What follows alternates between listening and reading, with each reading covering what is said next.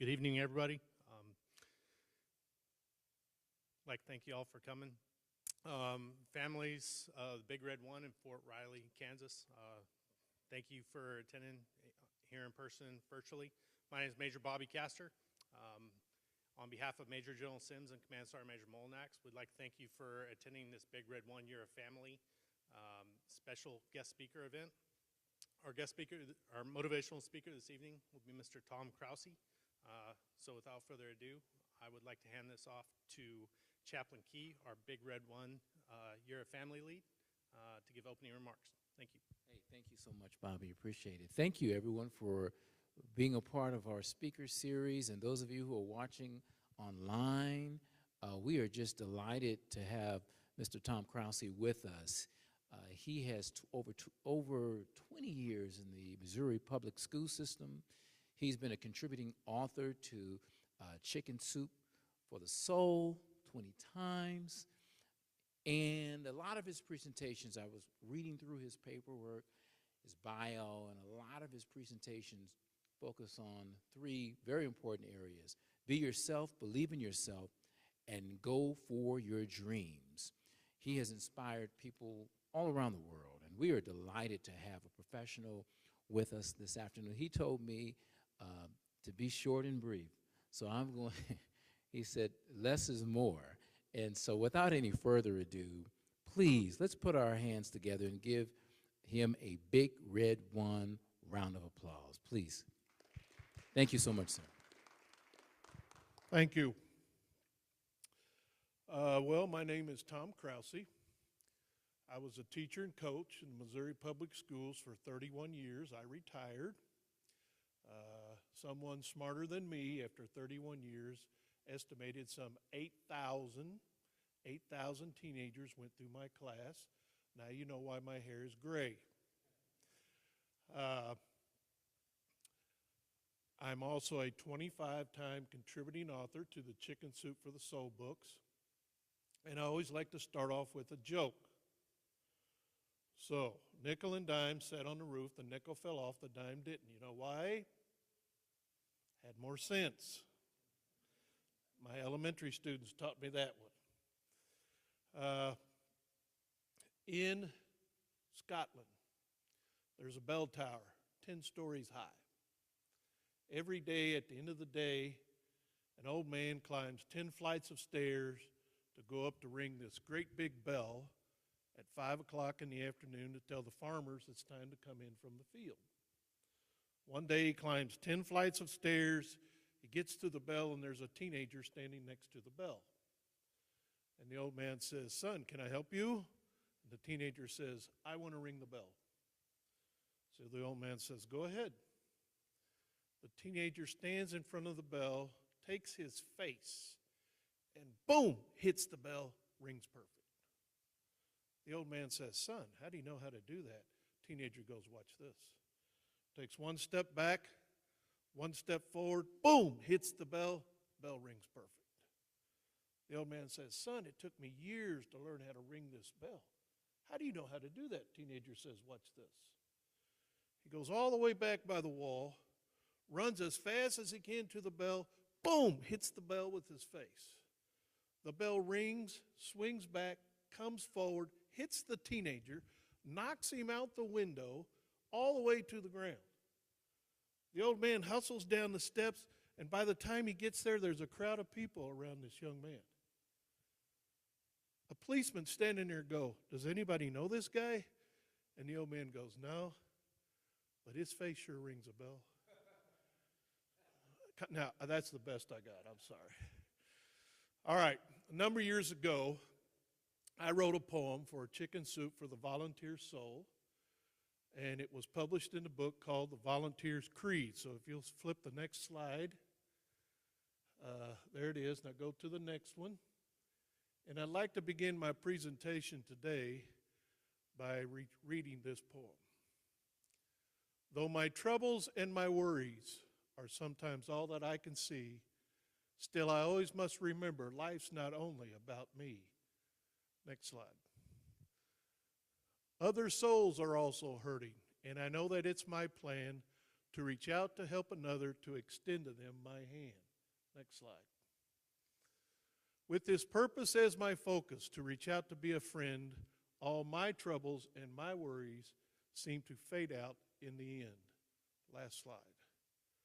It is one of life's true lessons, how my walk is meant to be. True happiness I find when life's not only about me. Ladies and gentlemen, if you get nothing more from my presentation today, please remember this. People count. People matter. You count. You matter. You make a difference. Next slide. I am here today to talk about 3 gifts that we all can give to one another that change people's lives. If you want to make a difference in somebody's lives, one of these 3 gifts is how we do it. And the first gift, change the slide, is called acceptance. A number of years ago, a young man sat in my health class. He should have been a sophomore. He sat in class, he'd take his pen, he'd do this all the time. All the time. If he wasn't doing that with his pen, his knee was always shaking. He'd go out in the hallways of school, somebody bump into him, he wanted to fight. He was always on edge, always in trouble at school. But as he sat in my health class, anytime we talked about teenagers and things that affected their lives, he would raise his hand and give some very good answers. Anytime I asked him to do any book work, 0. Never turned anything in. Still, I liked him. I liked him. Every day at the end of class, he would help me straighten up the desk in the room. One day, it's getting close to grade card time. I knew he was flunking my class. But we're straightening up desk. I just flat out asked him, how's the rest of your grades? He looked at me, he said, Coach, I haven't passed anything since I've been in high school. I said, really? I said, what's the deal? Because you seem pretty smart. Told me he grew up in Webb City, Missouri. Lived with his grandma and his grandpa. He said, Coach, I love my grandparents. He goes, when I was living with my grandparents, I was on the principal's honor roll. He said, my grandfather would take me fishing, take me football games. My grandma would cook for me, tell me stories. He goes, I love them. But at the end of my 8th grade year, my grandfather passed away. Now, my grandma was too old to raise a teenage boy by herself, so they, quote, sent me to live with my parents. I said, what do you mean, sent you? He said, Coach, my parents are divorced. They live in 2 different towns other than Webb City. First, they sent me to live with my mom. She worked all day. She went out at night. She didn't want me. She sent me to live with my dad. Same story. He worked all day. He went out all night. He didn't want me. He sent me back to live with my mom. He told me in the 2 years since his grandfather had passed, he had changed schools back and forth 13 times. Now, 2 years earlier, he's living with his grandparents. He's on the principal's honor roll. 2 years later, he's sitting in my class, too anxious, can't concentrate enough, do any reading or writing. At the end of that school year, he drops out of school, 16 years old, no credits. Now, like I told you, I was a teacher a long time. I know the games teachers play. I played them myself. Every semester you get a sheet of paper with students' names on it. First thing you do is look down that sheet. Every once in a while you look down that sheet and a name, in your head you go, uh-oh, bad kid. I guarantee you, every classroom that young man walked into in high school, some teacher walked in, bad kid, bad kid, bad kid. And don't get me wrong, he earned his reputation in high school. But I can't help thinking, maybe he wasn't such a bad kid. Maybe he just needed a home. I repeat my message. People count. People matter. You count. You matter. You make a difference. Next slide. The second gift we can all give to each other, besides acceptance. And remember, acceptance is the opposite of rejection. So when you get rejected, the second gift comes in, and that's worth. Worth is how you feel about yourself, how you talk to yourself, and the feedback you get from other people. And here's the real kicker. If you don't feel like you're worth anything, you don't try anything. If you don't try anything, you can never become confident to try other things. In other words, worth, the opposite, worthless, you're stuck. Let me give you an example. On this piece of paper, I have 5 letters. IALAC.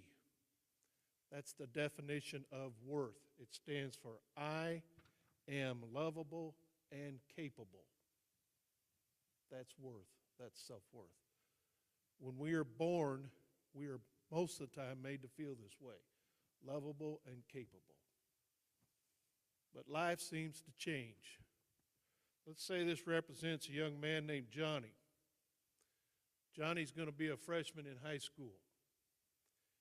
At the end of 8th grade, he moved from a really small school district to a really large school district. And he don't know anybody. The first day of school at his new school, he gets up in the morning, looks in the mirror to comb his hair. He goes down past his mom. His mom says, "Johnny, have a good day at school." He goes outside to get on the bus. As he gets on the bus, he trips. He hears kids on the bus laughing. Well, that's not a big deal. But when we get embarrassed, a little bit of our self-worth is torn away. He gets on the bus. He looks for a place to sit down. He starts to sit down, and the kid in the seat goes, "Ooh, no, you're not sitting by me. Move on." Well, that's not a big deal. But when we get rejected, a little bit of our self-worth is torn away. He gets to school and he stands in the commons. He sees all these kids talk to all their friends. He doesn't know anybody. And he's shy. He thinks to himself, how am I going to meet people at this great big school? He doubts himself. Well, join the club. We all doubt ourselves.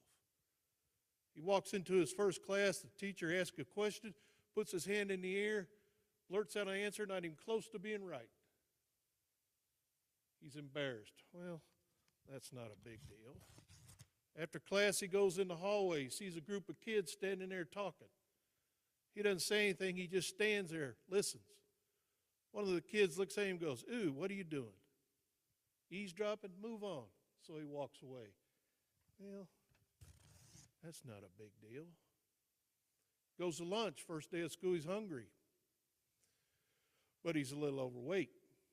He remembers the names they used to call him at his old school. He don't want to hear those names at his new school. So when he goes through the lunch line, he don't eat the kind of lunch he'd like to eat. He eats the kind of lunch he's not going to hear those names. And he leaves the lunchroom hungry. Well, that's not a big deal. After lunch, he goes to music class. He loves music. Starts to sing. He looks around. He thinks he sees people staring at him. He quits singing. That's not a big deal. Ladies and gentlemen, expression is the opposite of depression. People who do not express, are not allowed to express, eventually become depressed. You see what's happening to Johnny as he goes through his day? He gets on the bus and somebody calls him Four Eyes. He gets all the way home and his mother meets him at the step. "Johnny, did you have a good day at school?" My sophomores used to say, "Coach, maybe he's a loser." A loser? Can you tell your mother you're a loser? Walks past his mom, goes to his room, for the most part, stays there. And the next day, when he looks in the mirror to comb his hair, if he looks in the mirror to comb his hair, Because if this is what you see when you look in the mirror, you don't spend a lot of times looking in mirrors. And he walks past his mom, and his mom says, Johnny, have a good day at school. I mean, this kid's not crazy. He's not going to answer any tough questions. He's not going to try to meet any new people. He's not going to go out for any activities. Why? Can't keep losing. He knows that. He don't have that much left. He's going to cover up. He's going to protect himself. He's not going to try. If people don't feel like they're worth anything, they're sure not going to try anything. There's an old saying, children quit playing a game they never can win. And it's all because of self-worth. I did something really stupid in my class one day. Wasn't the first, wasn't the last, but I walked in my health class, group of sophomores, and I said, who's the shyest person in this room? Like the shy kid's going to raise his hand. But everybody turned around and pointed at this one kid named Gary. And as soon as they did, I'm like, oh, I forgot Gary. Gary was, without a doubt, the shyest student I ever had. He'd sit in his desk, wore a green army jacket, face broken out, would bend over, never look up, and I never, ever heard him speak, ever. So when they turned around and pointed to Gary, I'm thinking, yeah, Gary. I said, Gary, if you come to the front of the class, I got this activity, it takes 1 minute. 1 minute will help you with your shyness. If you just come up here. Gary sat there and never moved. Finally, the students were like, come on, Gary, get up there. This old guy's crazy. We want to see what he's going to do. Come on, Gary, get up there. So he came to the front of class, and I sat Gary in a chair. And Gary sat there just like this. I said, Gary, give me 1 minute. You're going to feel better. I swear. 1 minute, you're going to feel better. Now, the whole class is sophomores except for one senior girl, cheerleader, real pretty girl, big mouth, sitting in the front row. And she's not shy. I'm your coach, I'll help you. I said, okay, you come up here. Real pretty senior girl. I take her chair and set it right in front of Gary's. I mean, their knees are almost touching. I said, Gary, this is what I want you to do. It takes 1 minute. I swear you're going to feel better. I said, all I want you to do, I'll time it on my watch. Look in this pretty girl's eyes. Ready? Go. Gary sat there and never moved. Finally, I go, time. The cheerleader goes, he never looked at me. Coach, he never looked at me. I said, calm down, calm down. You're going to scare this kid to death. I said, Gary, just try one time. I swear I'll let you go back to your seat. Just try 1 minute. Ready? Go. This cheerleader reaches out, grabs his hand and goes, look at me. And every time he put his eyes down, look at me. In the last 15 seconds, he did this. Lifted his face. I go, time.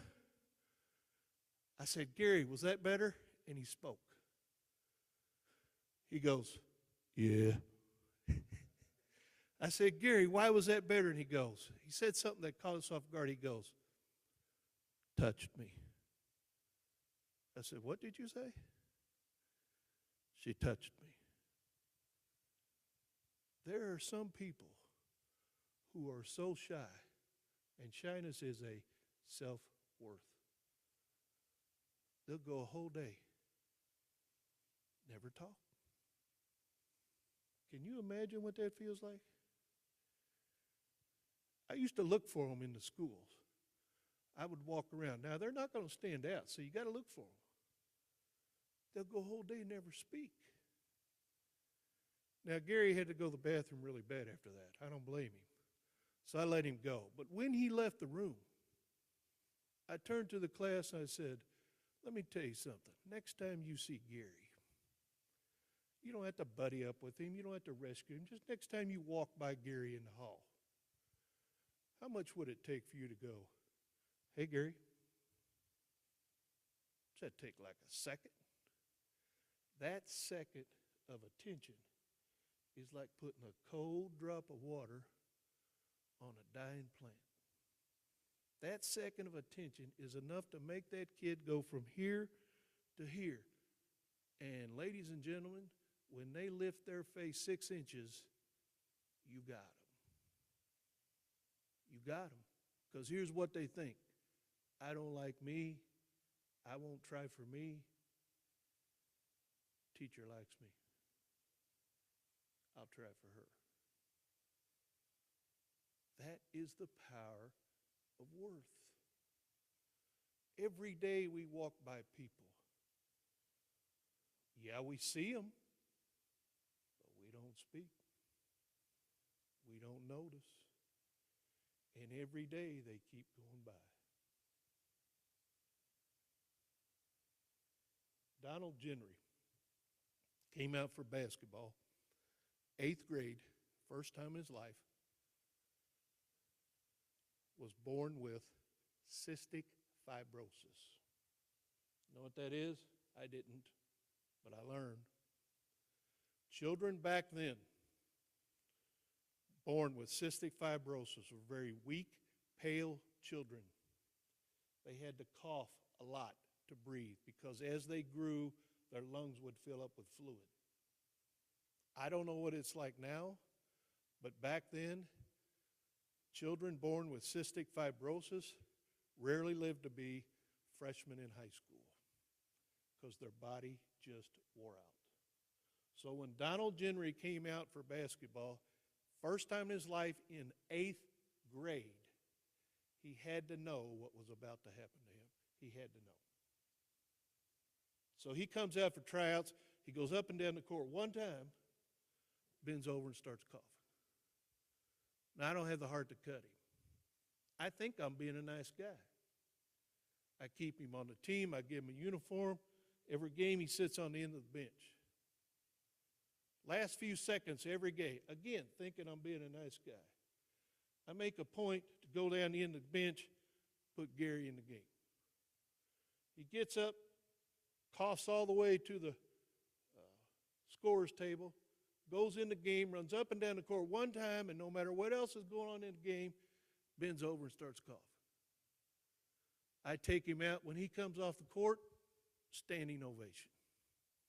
All the kids are jumping up. Way to go, Gary, way to go, way to go. He runs by me, way to go, Gary. He sits on the bench coughing. See, I think I'm being a nice guy till one day in practice. It's the end of practice. We're getting ready to run conditioning.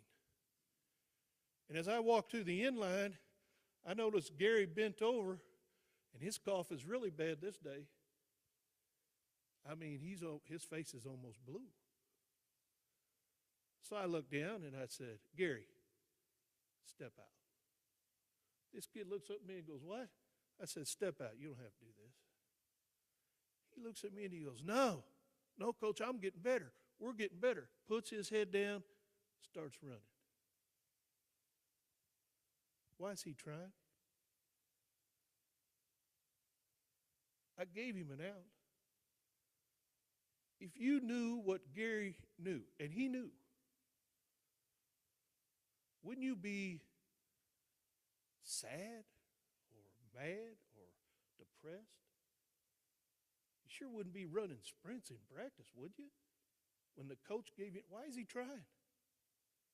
You know, I looked at him different after that. And I played him different. I didn't start him. But any time we got behind in a game, I don't care if it's the first minute. We get behind, Gary, go help him. Okay, coach.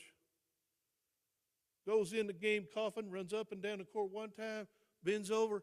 I take him out, standing ovation. Good job, Gary. Sit down. We get behind again. Go help him again, Gary. Okay, coach. Goes in the game, goes up and down the court. You talk about changing momentum. How do you not hustle with this guy on your team? We don't leave people behind. Right?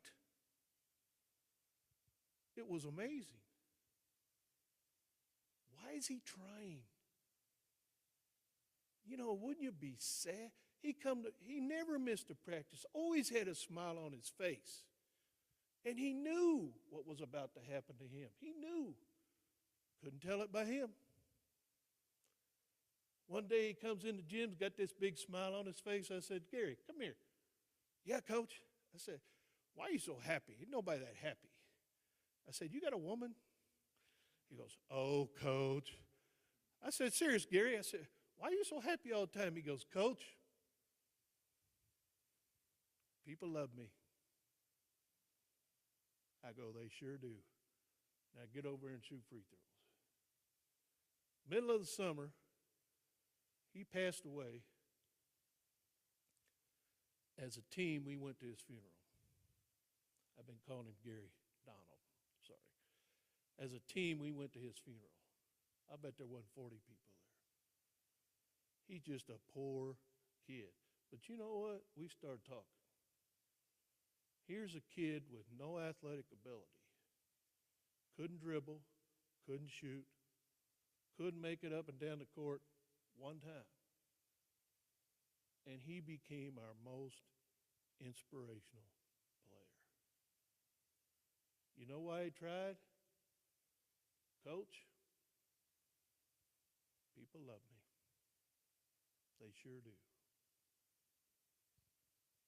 There's something about the power of worth that when we feel it, we try. We try. And it's amazing. No matter what the odds, no matter what the circumstances, I believe in you. I believe in you. And they feel it.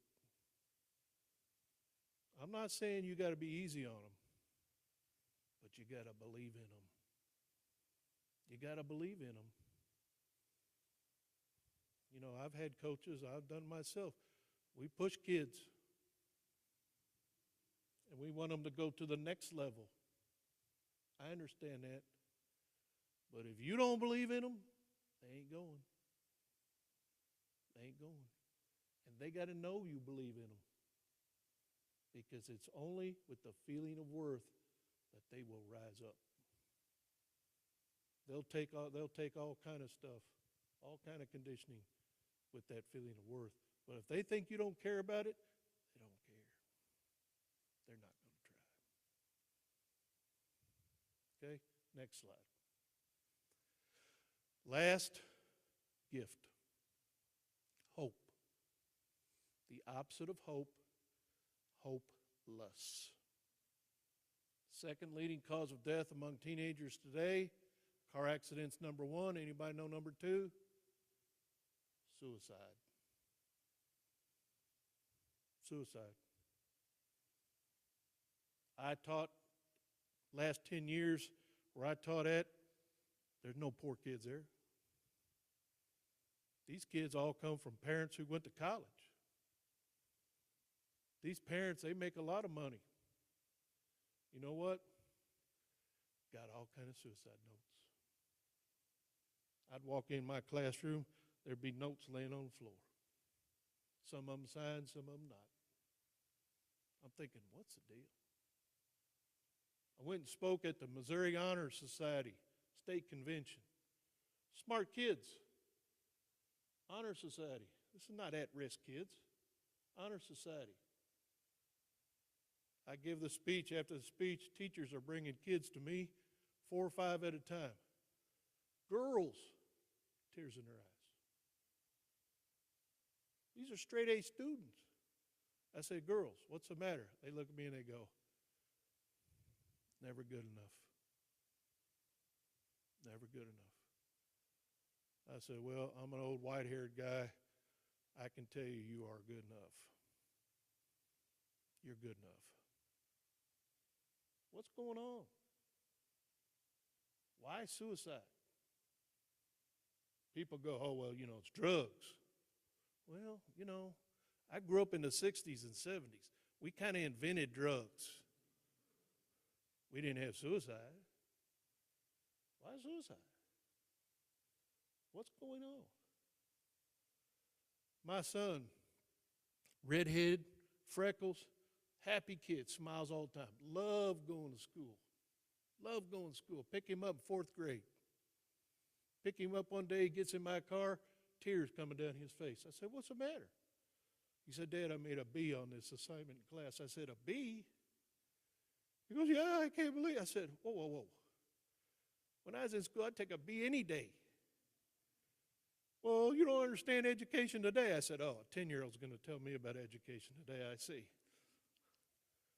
He goes, yeah, it's going to go on my permanent record. It's going to follow me all the way through school. I'll never get in a good college. I'll never get a good job. My life is ruined. I said, stop.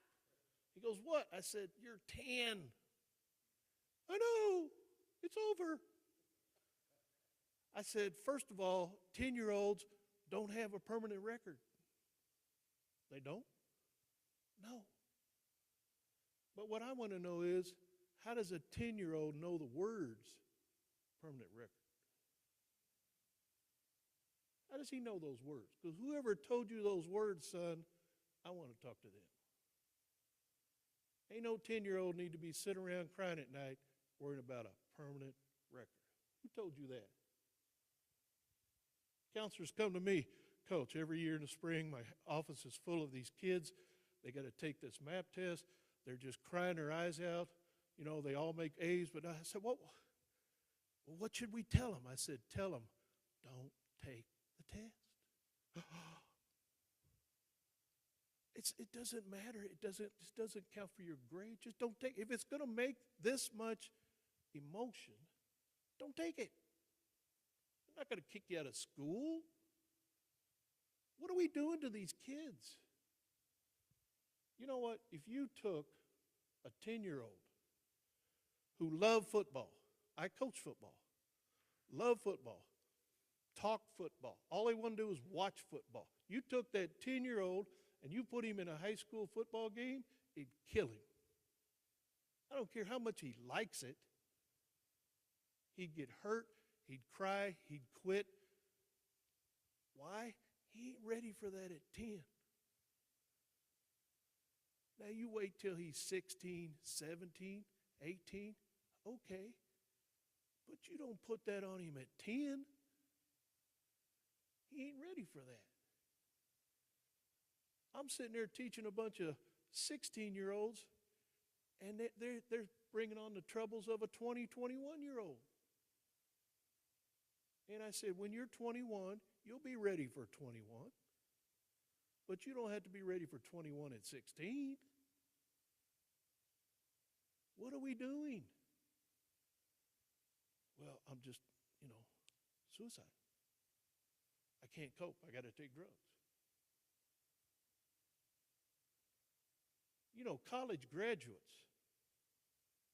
You know how many in a high school class will graduate from a 4-year college? What percent? Less than 20. Less than 20 of high school graduates will graduate from a high school college. Yet we tell them all, if you don't go to college, you ain't going to make it. You're a loser. 80% go on with their lives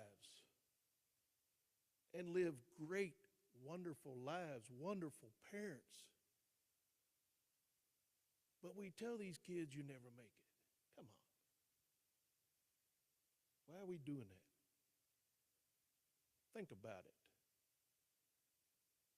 Think about it. Tina had a student, sophomore in high school, named Tina. Tina was born with, let me say this right, cerebral palsy, okay? Lack of oxygen during birth. She was known as a stiff or paralyzed baby. She could not move, okay? Tina never knew her father, but her grandfather, just a good, ordinary man, not a doctor, not a college graduate, just a good man, took this infant baby girl and every day would physically move her arms and legs and massage her back to strengthen and loosen her muscles. And every day he's talking to that infant baby girl. Come on, Tina, we love you. You can do this, Tina, we love you. Every day his voice is going in that baby girl. With Grandpa's help, Tina started kindergarten on time, in a wheelchair, but on time.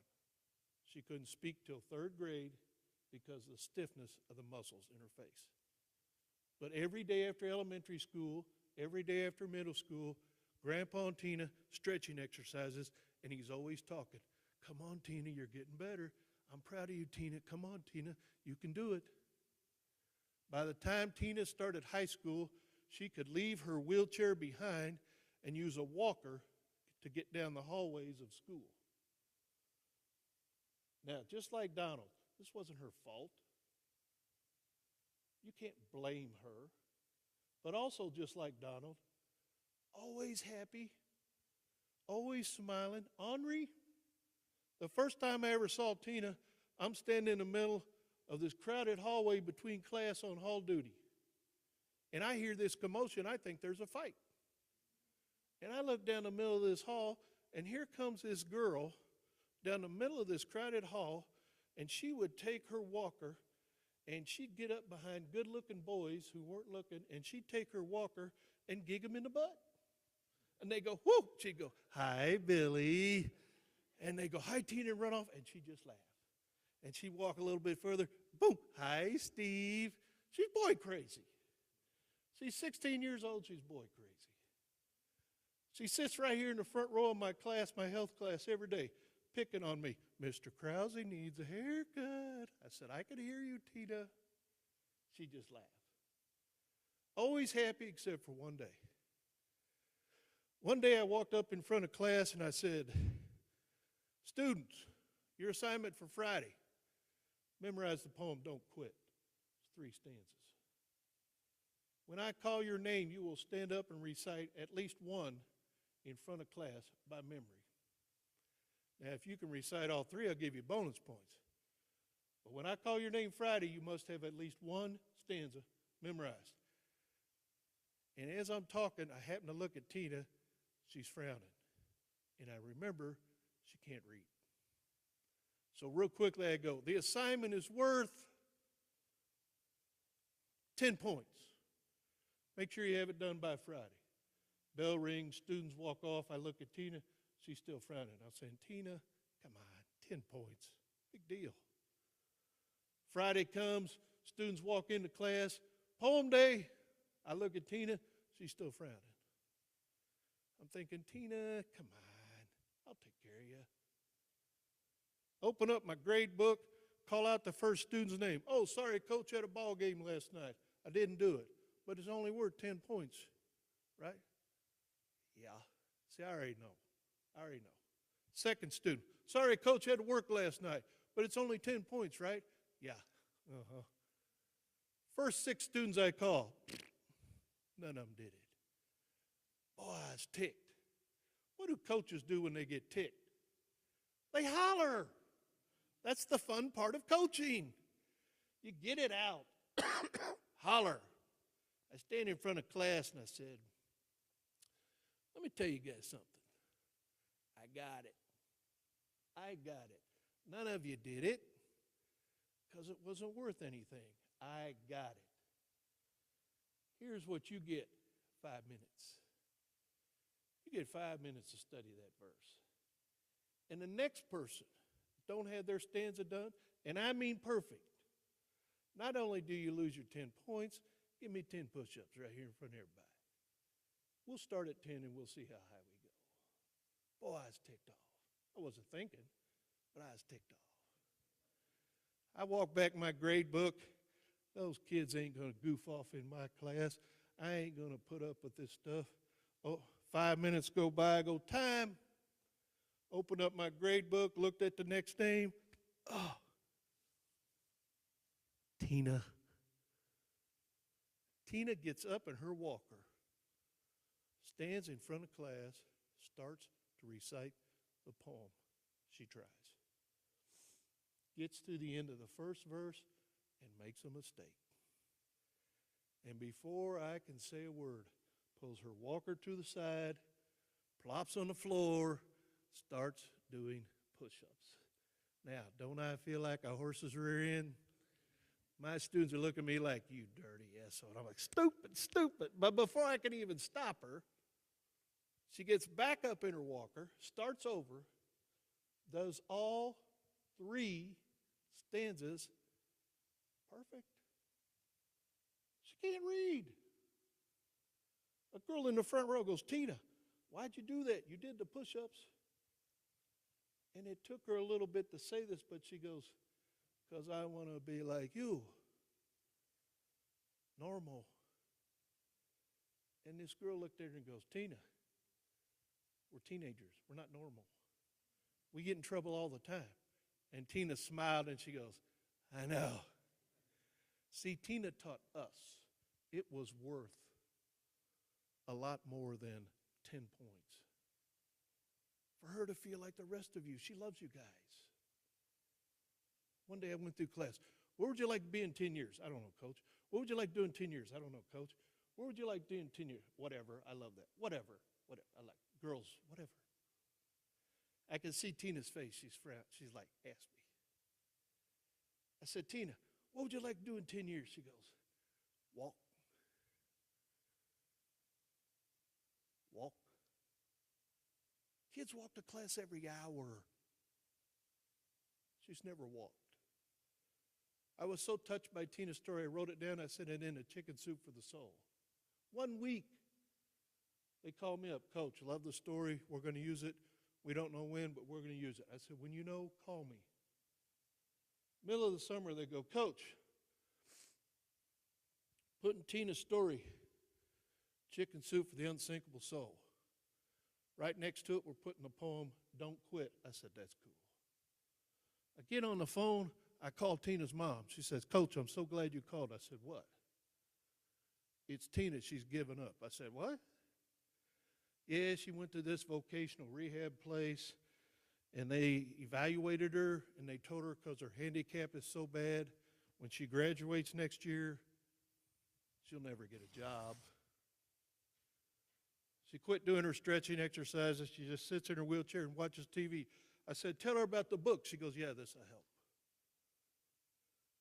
First day of school, I'm standing in the hallway. Here comes Tina down the hallway in her wheelchair instead of her walker.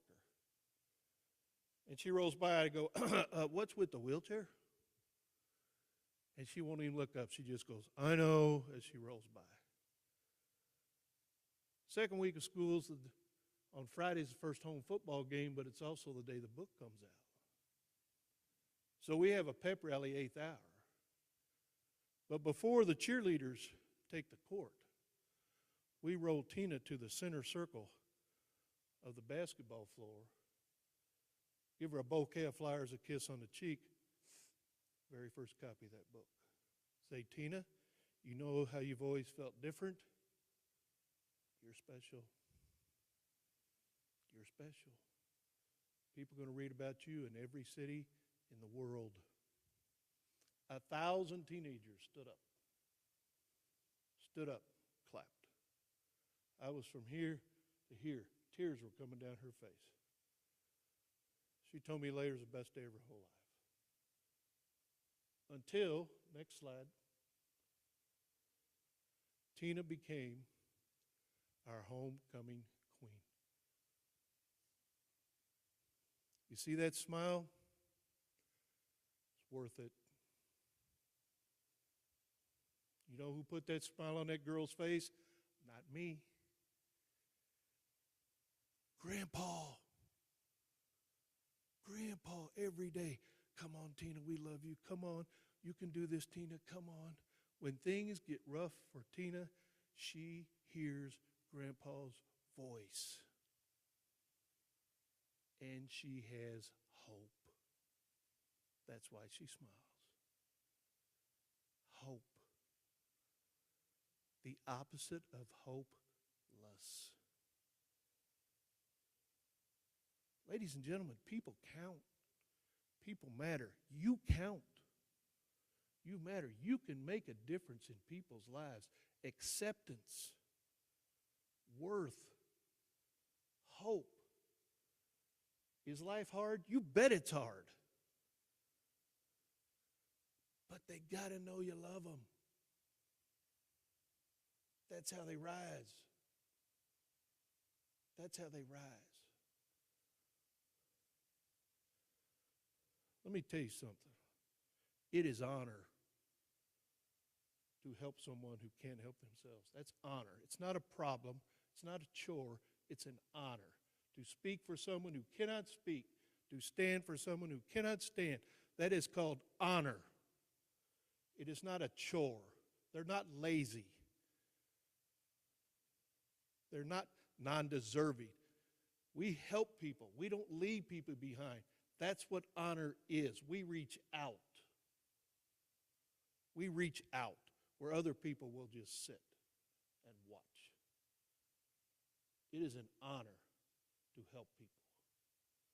One more story. You got it in you? Okay. I retired from teaching. First summer I'm off. One of my former students calls me up. Coach, working at the airport here in Springfield, Missouri. Working at a rental car. Says, got a few problems. We're kind of short-staffed. Want to know if you'd come in and work for a few times till we get restaffed. Yeah, I got nothing to do. I go in, I fill out the paperwork. She goes, Coach, I'm so glad you're here. I said, thank you. She goes, that's the good news. I said, what's the bad news? She goes, you're about to meet her. Takes me to the backside of the airport.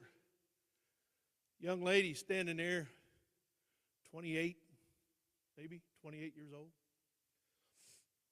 smoking cigarettes, cussing like a sailor. And when I say cuss, this girl could cuss. I mean, you know me, teacher, coach, I had to laugh. I'm sorry. I never heard a human being put so many cuss words in one sentence in my life. So I started laughing. Her name is Hannah. She's my partner. Now, it's an easy job. It's a no-brainer. You take the dirty cars, you take them up to get clean, you bring the clean cars down to get rented. I mean, come on. How hard can that be? But you work in two-person teams, so you're riding together all the time.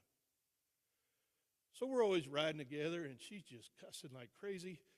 And I'm just cracking up laughing. She goes, why do you always laugh at me? I said, you're hilarious. She goes, you're an idiot. I said, well, I've been called worse. We keep driving, and I knew she's poor. See? I knew she's poor, living in her truck.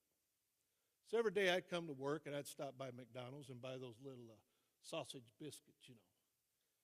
And I'd get an extra one for her, and I'd put it by her locker. She'd go, what is it?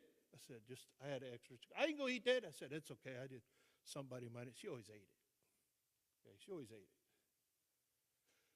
We're driving back and forth. I'm laughing. She stops the car. She goes, you want to know what happened to me? I said, what? She goes, you want to know what happened to me? Yeah. See, when you get white hair, people like confess things to you. I don't know why it is. I said, yeah. You want to tell me? 3 girls, sisters, north side of Springfield. Mother goes, put her in a home. Left them with the stepfather. Abuser. Abuse. Over, over, over, over, over. They were defenseless. Defenseless.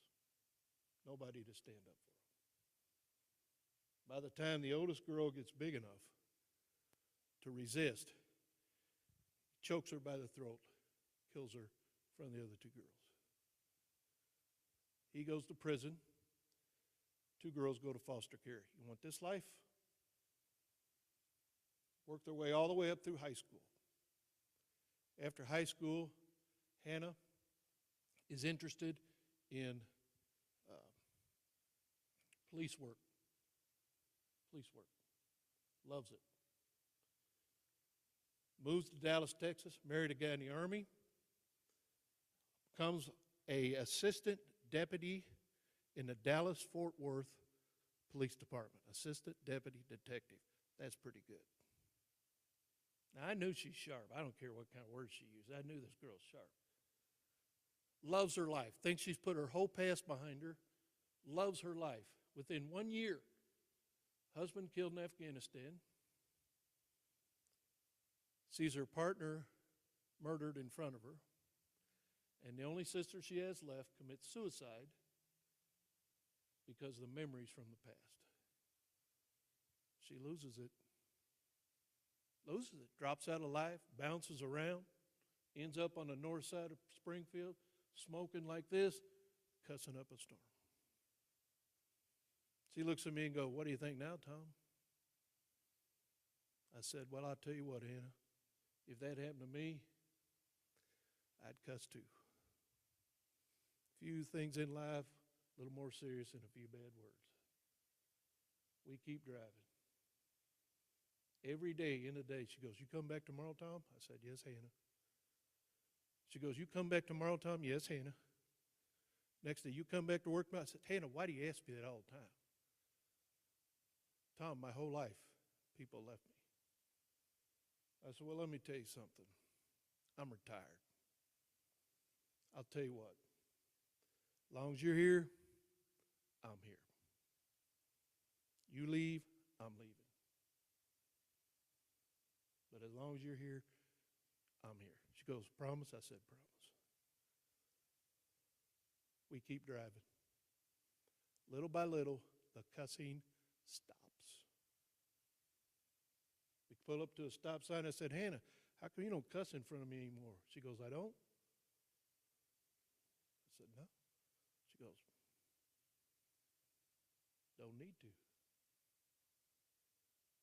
I said, "Look, Hannah, I know what's going on." She goes, "What?" I said, You've been hurt. You think if you make yourself grotesque enough with the cussing and the smoking and all that stuff, people won't bother you. They'll just leave you alone. I said, "I understand it." I said, "But you love law enforcement." She goes, "I do." I said, "We're going to get you back in it." So I'm volunteering in a hospital in Springfield, and I get to know the security guy. And they got an opening, nighttime security at the hospital. It's not assistant deputy, but it's a start. And I said, "That's it." I tell Hannah, I said, "All you got to do is interview. It's yours. I'm telling you. The guy promised me. It's yours. All you got to do is interview." She's all excited. The day of the interview, I walk into work. It's like day one. She's smoking and cussing and this, "Get out here, do da da da da." And I go, "What's going on?" She goes, "Just get out here, da da." I'm like, "What happened?" We get in the car, we start driving, she's going off. I said, "Stop." I said, "What is the matter?" She goes, "You think you know me? You think you know me? You don't know me. If you known some of the stuff I did when I was younger or bouncing around, you wouldn't like me." I said, "Oh, okay. Come on now, make me not like you. Put it on me." She starts telling me all the stuff she did. Yeah, if you didn't know, it's pretty bad. But she gets all the way done. She goes, "What do you think now?" I said, "Hannah, you know all that stuff you told me? I don't see it. And I don't want to step on anybody's toes, but I don't think God sees it either. You were a child. You were hurt. You did what you did to survive. It's okay. I don't see it. See, it's called mercy. I don't see it." She goes, "I'll blow it." I said, "You won't blow it." She's now in Dallas, Fort Worth Police Department. Not standing in the back of Springfield Airport. Ladies and gentlemen, people count. Sometimes we just get wayward. It just happens sometimes. It happens. And we don't want people to throw us in the trash.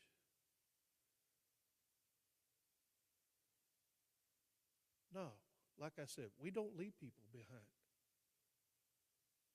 It is an honor. It's an honor to help people, to stand up for people, to speak out for people. That's what we do. We don't just turn our backs and go, "Yeah, those kids." No. just like it's an honor for me to speak to you guys tonight. And I'll leave you one last time. People count. People matter. You count. You matter. It's not about you and me. It's about them. We can help them. We can help them. You can make a difference. Thank you very much. I've enjoyed talking to you. Appreciate it.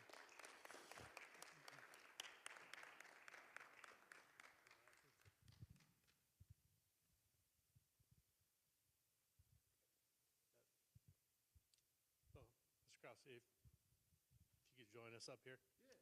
So, on behalf of Major General Sims, Command Sergeant Major Molnax, the soldiers and families, 1st Infantry Division, and Fort Riley, Kansas, we'd like to present you with this small token of our appreciation. Thank you so much. Thank you for sharing everything with us.